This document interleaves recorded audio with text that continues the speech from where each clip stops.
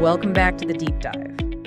So today we're kind of stripping everything back to the absolute basics. Yeah, we really are. And I don't mean we're going back to kindergarten or anything like that. I mean, we're going back to the foundational elements of, well, staying alive and just functioning in a new world. It's great to be here. And you're so right. Usually we're talking about, complex theories or new tech trends. Right.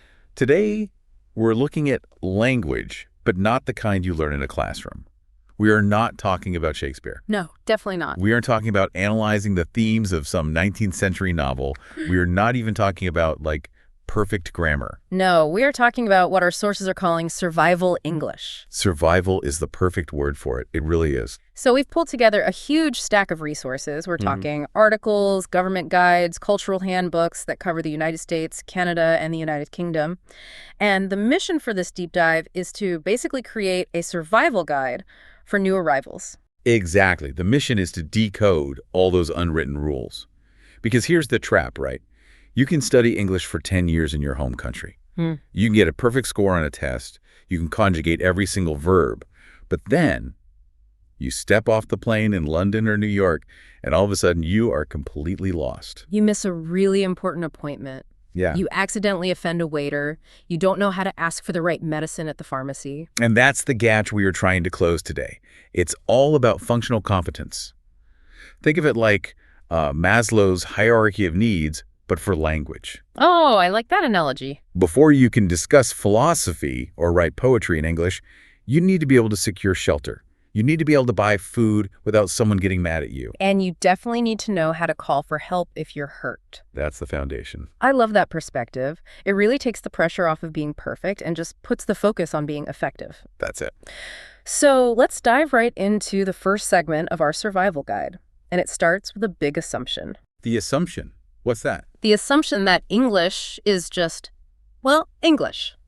People think, I learned English so I can go to America or England or Canada, and it's all the same. Oof. Yeah, that is a dangerous assumption. It's a total minefield. Our sources really highlight that while the language is, mutually intelligible, a Brit can understand an American for the most part. Sure. The differences are sharp enough to cause real actual logistical disasters for someone who just arrived. Absolutely. And we're not just talking about slang words here. We are talking about the fundamental ways we measure time and space. Okay, let's start with the calendar. Dates. This seems so simple. I mean, a number is a number, right? You would think so. Yeah. But this is probably the #1 cause of missed appointments for immigrants moving between the UK and the US. No way. It's true. So let's take a specific date. Let's say you get a letter, maybe from the government, or a job offer, and it says the start date is 05/10/2026. Okay, I see the numbers. 5/10/2026. Right. Now, if you are in the United Kingdom, or really in most of Europe and the rest of the world, you read that logically. Smallest unit to largest. Day, month, year. Day, month, year. So that's the 5th of October. Okay, simple enough. October 5th. Okay. If you were in the United States, that same piece of paper means something completely different. The U.S. puts the month first. They flip it. They flip it. Month, day, year. So 0510 is not October 5th. It is May 10th. Wow. That's a massive difference. I mean, that's 5 months apart. Exactly. So imagine the consequences of that. If that was a visa interview and you show up in October, you're 5 months late. You've missed your chance. It's over. It's over. If it was a flight booking, you're standing at the airport on the completely wrong day. So what's the survival tip here? How do you avoid this trap? It seems so easy to fall into.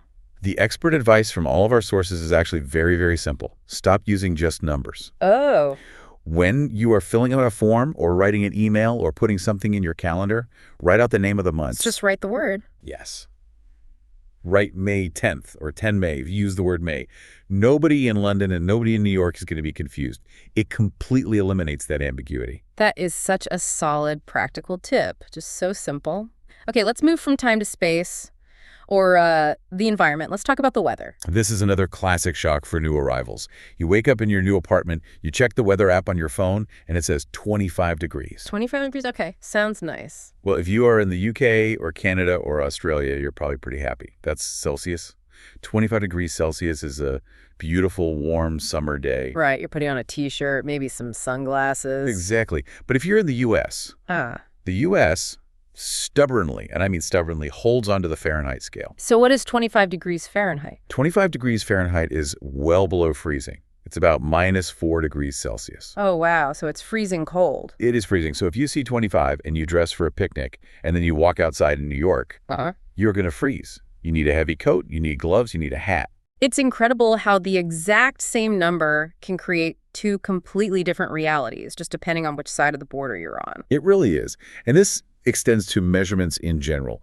The sources go into a lot of detail about the imperial system versus the metric system. Right. And most of the world uses metric. You have meters, liters, kilograms. It all makes sense. It's all based on tens. Correct. The U.S., on the other hand, uses the imperial system: inches, feet, miles, pounds, ounces.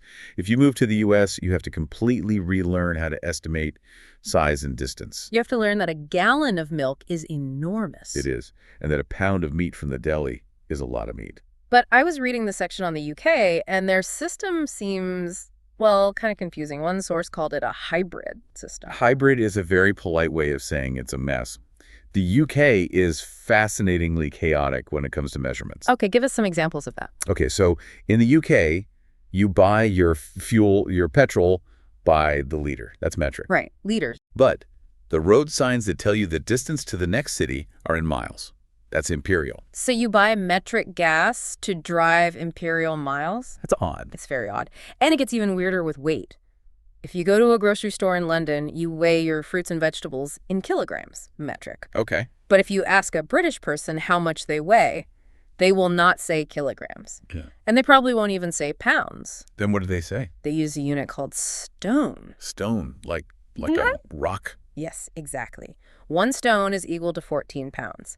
So a person might say, oh, I weigh 12 stone. That is so specific to the UK. I've never heard that anywhere else. It is. If you go to a doctor in the US and say, I weigh 12 stone, they will look at you like you have 3 heads. So the survival skill here is just adaptability. You have to be ready for anything. Exactly. If you're in the US, you just have to commit and learn imperial. If you're in the UK, you have to be prepared to mix and match everything. Okay, let's talk about vocabulary. We obviously can't go through the whole dictionary, but our sources point out some trap words, words that look innocent but mean totally different things. Yes, and housing is the big one. This is crucial for survival because, you need a roof over your head. Of course. If you're searching online for a place to rent in the U.S., the keyword you need is apartment. Apartment, got it. Now, if you search for apartment in the UK, you might find some listings, but the common everyday word is flat. The flat. Right. And if you do the reverse, if you walk into a rental agency in Chicago and ask to rent a flat, they might think you're talking about a flat tire on a car. It just immediately marks you as an outsider. It does. Another big one is holiday versus vacation. This one always gets me confused. Okay, so in the UK, if you're going on holiday, it means you are taking a trip, you're going to the beach, you're traveling, you are not working. Okay, taking time off. Right. In the US, a holiday is a specific day on the calendar that the government recognizes. Like Christmas is a holiday, Thanksgiving is a holiday. So if I say I'm going on holiday in America... It just sounds a little bit odd. In the US, if you're taking time off work to relax or travel, you're taking a vacation. A vacation, okay. And we have to mention spelling, right? We do. The letter U. American English is all about efficiency. So they drop the U in words like color, honor, neighbor. C-O-L-O-R. Right. British English keeps the U, C-O-L-O-U-R. And the double consonants, too? That's another one. Traveled with 2 L's in the UK, traveled with just 1 L in the US. Now, does this really matter for survival? Is it a big deal? I think it matters for employment. If you were writing a CV or a resume to get a job, you absolutely want to use the local spelling. Ah, good point. If you apply for a job in New York and your resume is full of British spellings, it might just look like you didn't check your work or that you aren't familiar with American standards. It's a small detail, but it really helps you fit in. Okay, so we've navigated the calendar, the weather, and the dictionary. But you can speak the language perfectly and still make everyone around you, well, hate you if you don't know how to behave. And this brings us to the second pillar of our survival guide, the invisible rules. Social etiquette. Exactly. These are the rules that are almost never written down on a sign, but if you break them, the social consequences are severe. Let's start with the UK. The sources are incredibly intense about one specific thing. The queue. The queue. It is sacred. One of our sources even described it as the invisible cue. What does it mean, invisible? It means that British people will form a line even when there are no ropes or barriers or anything telling them to. Okay. If you are standing at a bus stop or waiting to order a drink at a pub, there is a natural, unspoken order. You arrive, you see who was there before you, and you wait your turn. So it's like a mental list that everyone keeps in their head. Precisely that. So what happens if I break the rule? Let's say I'm a newcomer, I don't know this, I see a gap at the bar, and I just walk up and order my drink. Oh, this is the most British part of the whole survival guide. I'm ready. If you cut the line in some countries, people might shout at you. They might get aggressive. Sure. In the UK, you will most likely hear nothing at all. Or you will hear the tut. The tut? What on earth is the tut? It's a sound. It's this sharp intake of breath. You put your tongue against your teeth. It sounds like tut. And it's maybe followed by a really heavy sigh or an eye roll. That sounds somehow worse than yelling. It is deeply shaming. It's the peak of passive aggression. Nobody is yelling at you, but everyone in that room has judged you. You are marked as rude. You are marked as someone who doesn't care about fairness. So the survival tip for the UK, respect the line, even when you can't physically see it. And always, always, always say please and thank you. The sources emphasize this over and over. British culture uses these words as a kind of social lubricant. You can never say them too much. Okay, now let's fly across the ocean to the US and Canada. The big invisible rule here isn't about standing in line, it's about money. It's about tipping. This is such a huge culture shock for so many people. I have friends from Europe who come to the US and they just do not get it. They think it's a scam. And it can feel that way. In most of the world, a tip is a bonus. It's a few extra coins you leave on the table to say, wow, the service was amazing. Right. That's optional. In the US and Canada, tipping is not optional. It is structural. It is built into the system. Can you explain that a little more? What makes it structural? We have to look at the labor laws. One of our sources, Tip House, points out that in many U.S. states, the federal minimum cash wage for a tipped worker like a waiter is only $2.13 an hour. $2.13 an hour? That's nothing. You can't live on that. You can't. The system is designed so that the customer pays the bulk of the employee's salary directly through the tip. The restaurant pays a tiny amount, and you, the customer, pay the rest. So when I see on the menu that a burger costs, say, $15... that is not the real price. The real price includes the labor cost, which you are expected to add at the end. So if I don't tip, I'm not just saying, oh, I didn't like the service. Not at all. Yeah. If you don't tip, you are essentially making that person work for free. You are withholding their paycheck. And that is why people get so angry if you don't tip. It is seen as a theft of labor. Okay, that makes it much, much more serious. So what are the rates? What's the survival number so I don't get chased down the street? The standard has definitely shifted upwards over the years. It used to be 15%. Now, in both the U.S. and Canada, 15 to 20% is the baseline for normal full service. So 20% is the safe number to aim for? Yes. 20% says, everything was fine, thank you. If you leave 10%, that is a very clear signal of dissatisfaction. It's basically an insult. And who do we tip? Is it just waiters in restaurants? It's much broader than that. Taxi drivers and rideshare drivers like Uber or Lyft, they expect 10 to 20%. Bartenders usually get $1 or $2 per drink. And hairstylists are a big one. You always tip the person who cuts your hair, usually around 20%. Is there any difference between the U.S. and Canada on this? A slight one. The culture is very similar, but because minimum wages are generally higher in Canada, they don't have that $2 wage. The pressure is a little lower in some of the other areas. Like what? For example, our sources note it is less common to tip hotel staff or tour operators in Canada compared to the U.S. But in a restaurant, the expectation is virtually identical. Okay, so UK, mind the queue, North America, mind the tip. What about how we interact physically, personal space? This is the concept of the bubble. The bubble. North Americans, both Americans and Canadians, have a relatively large personal bubble. The sources suggest you should keep about 2 feet of distance during a conversation, basically an arm's length. 2 feet. That can feel really far away if you're from, say, Latin America or Southern Europe. It does. But in the U.S., if you step inside that 2-foot zone, people get very uncomfortable. They will actually physically back away from you. It triggers a kind of defensive response. And what about touching? Generally, it's avoided. Unless you're close friends, you just don't touch people. You shake hands when you first meet, and that's usually it. No kissing on the cheek, putting a hand on someone's shoulder. And punctuality. Time is money, right? This is huge in the U.S. Punctuality is a proxy for respect. If a meeting is scheduled to start at 2:00 p.m. and you arrive at 2:10 p.m., you haven't just lost 10 minutes of time. You have sent a message. What's the message? The message is, my time is more important than your time. Being late is seen as deeply unprofessional and rude. In some cultures, time is fluid and flexible. In the U.S., time is rigid. Okay, these are great social survival skills, but now we need to get really serious. We've talked about awkward situations, but what about dangerous situations? Emergency protocols. This is the third pillar and maybe the most important. This is where language ability can literally be the difference between life and death. It is. And the sources stress a very important psychological concept here. Stress destroys your language skills. What do you mean by that? Well, imagine you're in a real crisis. A car accident, a fire, medical emergency. Your heart is racing. Adrenaline is pumping through your body. In that state, your brain really struggles to access a second language. You just freeze up. You freeze up or you revert back to your mother tongue. And that is why you cannot rely on figuring it out in the moment. You need a script. You need to memorize the protocols before the bad thing happens so it becomes automatic. Let's start with the most basic thing, the numbers. Who do I call? It depends on where you are. In the United States and Canada, the number is 911. 911. Everyone knows that one from the movies. Right. But if you are in the UK, the number is 999. 999. And there's a backup number that everyone should know no matter where they are.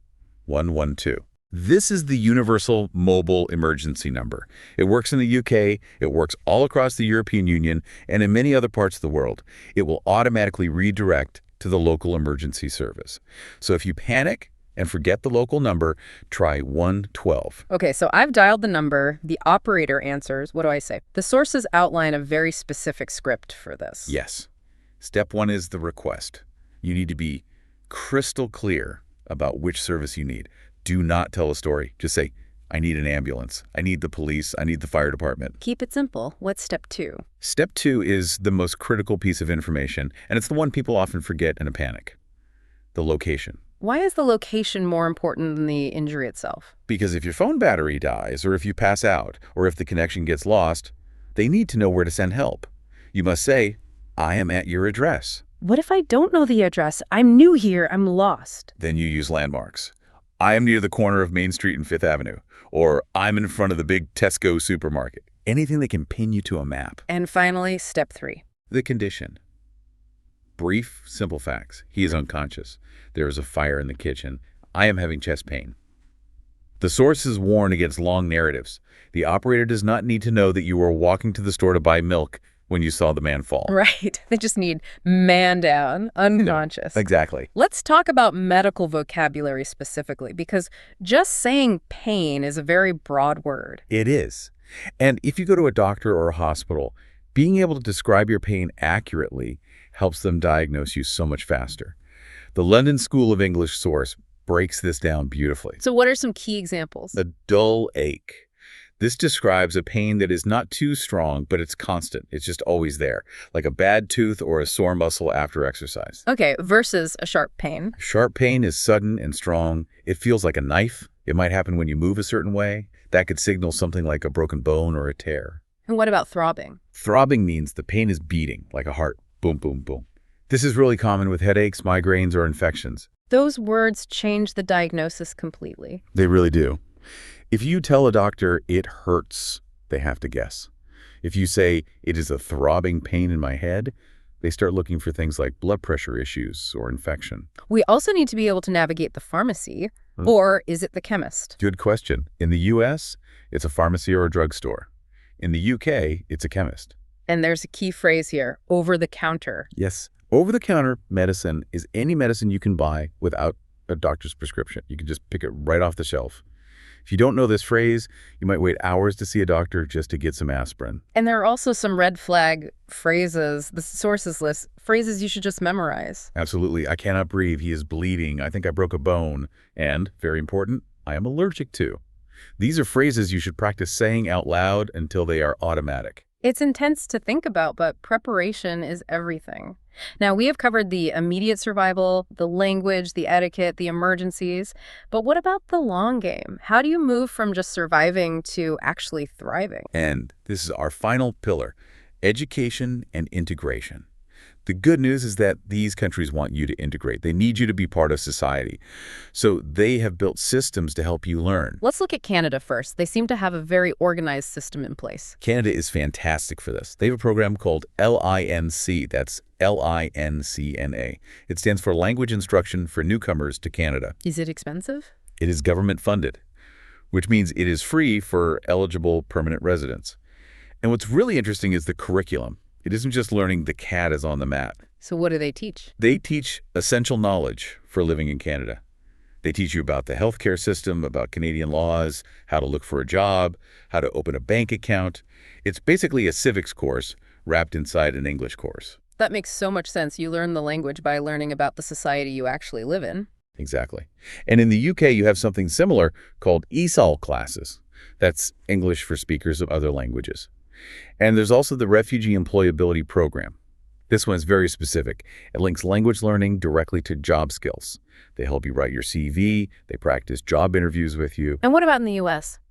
The U.S. system is a little more decentralized. It relies a lot on nonprofits and community groups. Our sources mention community-based organizations like the Chinese Mutual Aid Association, for example. And what do they offer? They offer something called bridge classes.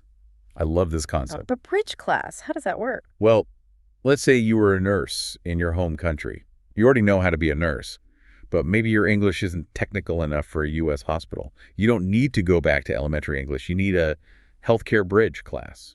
Ah, so it just teaches you the specific medical English you need for your job. Exactly. It bridges the gap between your professional skills and the language barrier.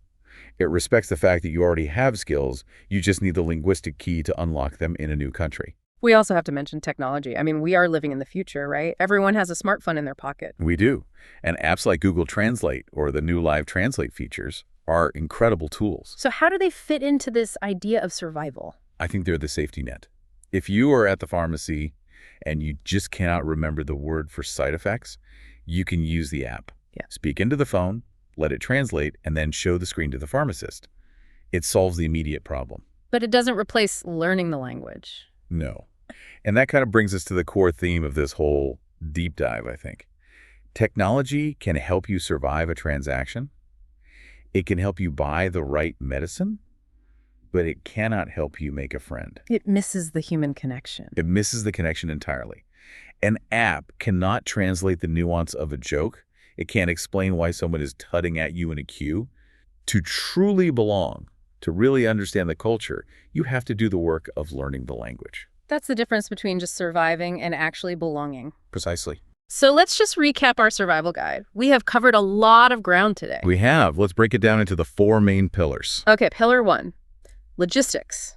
Mind the date formats. Remember, AJ15 is May in the US, but it's October in the UK. And watch the weather Celsius versus Fahrenheit. Know your system. Pillar 2, the invisible rules. In the UK, respect the queue. It is sacred. In the US and Canada, tip your server 15 to 20%. It is their livelihood. Pillar 3, safety first. Memorize your emergency numbers 911 or 999 and the script. Request, location, condition. You can't rely on being able to think clearly in a crisis. And pillar 4, use the resources. Find the LINC program, the ESOL class, or the bridge course in your area. They are there to help you understand the culture, not just the vocabulary. You know, as we went through all of this, I kept thinking about that idea of invisible rules. That's fascinating, isn't it? It really is, because we think of language as just vocabulary. You know, if I know the word for bread, I can buy bread. But if I don't say please, or if I cut in line to get the bread, or if I don't tip the person who served me the bread, then you haven't actually communicated successfully. You got the bread, but you failed the social tests. Exactly. So survival English is really about cultural literacy. It's about understanding why people behave the way they do. That is the aha moment, when you finally understand that the British queue is all about a deep sense of fairness, or that the American tip is about a specific economic structure. You stop being just an observer. You start being a participant. You stop being confused by the behavior and you start predicting it. And that is when you stop just surviving and you really start living. Couldn't have said it better myself. Now, before we sign off, I do want to leave you with a final thought. We talked a little bit about AI translation and how good it's getting. It's getting scary good, yeah. So as that technology evolves, as we get to a point where maybe we can just wear an earbud and understand everyone around us perfectly, will the need for this kind of survival English just disappear? That is the big question, isn't it? Or is there something about the human connection, that vulnerability of trying to speak someone else's language, even imperfectly, with a heavy accent and broken grammar? Is that effort the real key to truly feeling at home? I think the effort is the signal. It signals respect. It says, I am trying to learn your way. Yeah. And a machine can't replicate that. Not really. Something to mull over as you navigate your own world today. Thank you for listening to The Deep Dive. We'll see you next time.